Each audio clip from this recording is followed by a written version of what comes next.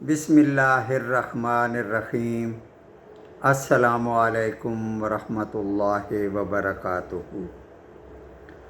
رب اشرح لی صدری ویسر لی امری واحلل عقدۃ من لسانی یفقہوا قولی۔ ترجمہ قرآن مجید کا سلسلہ آگے بڑھاتے ہوئے آج ہم سورہ ہود کی آیت نمبر 47 سے 64 تک کا ترجمہ پڑھیں گے۔ آیت نمبر 47۔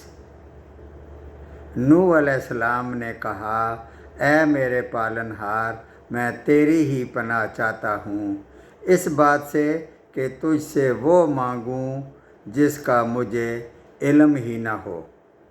اگر تو مجھے نہ بخشے گا اور تو مجھ پر رحم نہ فرمائے گا تو میں خسارہ پانے والوں میں ہو جاؤں گا۔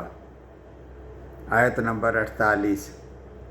فرما دیا گیا کہ اے نوح علیہ السلام، ہماری جانب سے سلامتی اور برکتوں کے ساتھ اتر جو تجھ پر ہیں اور تیرے ساتھ کی بہت سی جماعتوں پر، اور بہت سی وہ امتیں ہوں گی جنہیں ہم فائدہ تو ضرور پہنچائیں گے لیکن پھر انہیں ہماری طرف سے دردناک عذاب پہنچے گا۔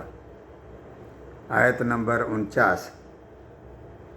یہ خبریں غیب کی خبروں میں سے ہیں جن کی وحی ہم آپ کی طرف کرتے ہیں، انہیں اس سے پہلے نہ آپ جانتے تھے اور نہ آپ کی قوم، اس لیے آپ صبر کرتے رہیں۔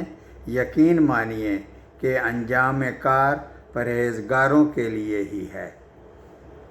آیت نمبر 50۔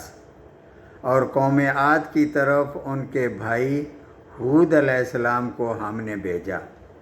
اس نے کہا، اے میری قوم والو، اللہ ہی کی عبادت کرو اور اس کے سوا تمہارا کوئی معبود نہیں، تم تو صرف بہتان باندھ رہے ہو۔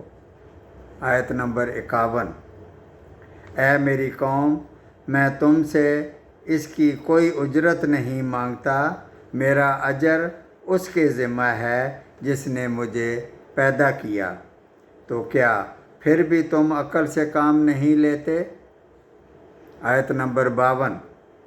اور اے میری قوم کے لوگو، تم اپنے پالنے والے سے اپنی تقصیروں کی معافی طلب کرو اور اس کی جناب میں توبہ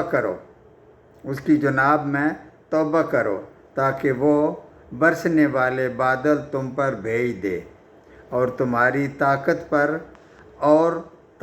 اور قوت بڑھا دے اور تم جرم کرتے ہوئے روگردانی نہ کرو۔ آیت نمبر 53۔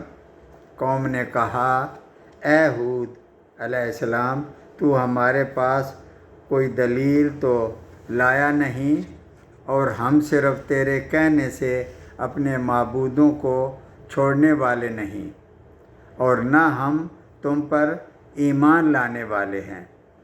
آیت نمبر 54۔ بلکہ ہم تو یہی کہتے ہیں کہ تو ہمارے کسی معبود کے برے جھپٹے میں آ گیا ہے۔ اس نے جواب دیا کہ میں اللہ کو گواہ کرتا ہوں اور تم بھی گواہ رہو کہ میں تو اللہ کے سوا ان سب سے بیزار ہوں جنہیں تم شریک بنا رہے ہو۔ آیت نمبر 55۔ اچھا تو تم سب مل کر میرے خلاف چالیں چل لو اور مجھے بالکل مہلت بھی نہ دو۔ آیت نمبر 56۔ میرا بھروسہ صرف اللہ پر ہی ہے جو میرا اور تم سب کا پروردگار ہے۔ جتنے بھی پاؤں دھرنے والے ہیں سب کی پیشانی وہی تھامے ہوئے ہے، یقیناً میرا رب صحیح راہ پر ہے۔ آیت نمبر 57۔ پس اگر تم روگردانی کرو تو کرو، میں تو تمہیں وہ پیغام پہنچا چکا جو دے کر مجھے تمہاری طرف بھیجا گیا تھا۔ میرا رب تمہارے قائم مقام اور لوگوں کو کر دے گا اور تم اس کا کچھ بھی نہیں بگاڑ سکو گے۔ یقیناً میرا پروردگار ہر چیز پر نگہبان ہے۔ آیت نمبر 58۔ اور جب ہمارا حکم آ پہنچا تو ہم نے ہود علیہ السلام کو اور اس کے مسلمان ساتھیوں کو اپنی خاص رحمت سے نجات عطا فرمائی، اور ہم نے ان سب کو سخت عذاب سے بچا لیا، یعنی تیز آندھی کے عذاب سے، جس کے ذریعے سے حضرت ہود علیہ السلام کی قوم عاد کو ہلاک کیا گیا، اور جس سے حضرت ہود علیہ السلام اور ان پر ایمان لانے والوں کو بچا لیا گیا۔ آیت نمبر 59۔ اور یہ تھی قوم عاد جنہوں نے اپنے رب کی آیتوں کا انکار کیا اور اس کے رسولوں کی نافرمانی کی، اور ہر ایک سرکش نافرمان کے حکم کی تابعداری کی۔ قوم عاد کی طرف صرف ایک ہی نبی حضرت ہود علیہ السلام ہی بھیجے گئے۔ یہاں اللہ تعالیٰ نے فرمایا کہ انہوں نے اللہ تعالیٰ کے رسولوں کی نافرمانی کی۔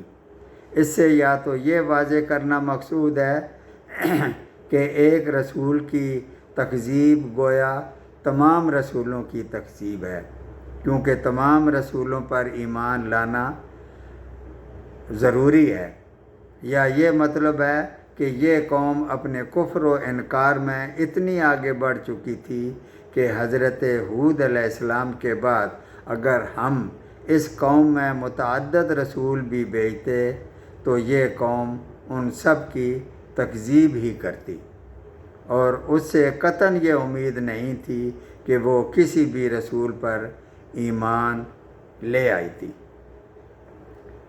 آیت نمبر 60۔ اور دنیا میں بھی ان کے پیچھے لعنت لگا دی گئی، اور قیامت کے دن بھی، کہ دیکھ لو قوم عاد نے اپنے رب سے کفر کیا۔ ہود علیہ السلام کی قوم عاد پر دوری ہو۔ آیت نمبر 61۔ اور قوم سمود کی طرف ان کے بھائی صالح علیہ السلام کو بھیجا۔ اس نے کہا، اے میری قوم، تم اللہ کی عبادت کرو، اس کے سوا تمہارا کوئی معبود نہیں۔ اس نے تمہیں زمین سے پیدا کیا ہے اور اسی نے تمہیں زمین میں بسایا ہے، پس تم اس سے معافی طلب کرو اور اس کی طرف رجوع کرو۔ بے شک میرا رب قریب اور دعاؤں کا قبول کرنے والا ہے۔ آیت نمبر 62۔ اور انہوں نے کہا، اے صالح علیہ السلام، اس سے پہلے تو ہم تجھ سے بہت امیدیں لگائے ہوئے تھے، کیا تو ہمیں ان کی عبادتوں سے روک رہا ہے جن کی عبادت ہمارے باپ دادا کرتے چلے آئے ہیں؟ ہمیں تو اس دین میں حیران کن شک ہے جس کی طرف تم ہمیں بلا رہے ہو۔ آیت نمبر 63۔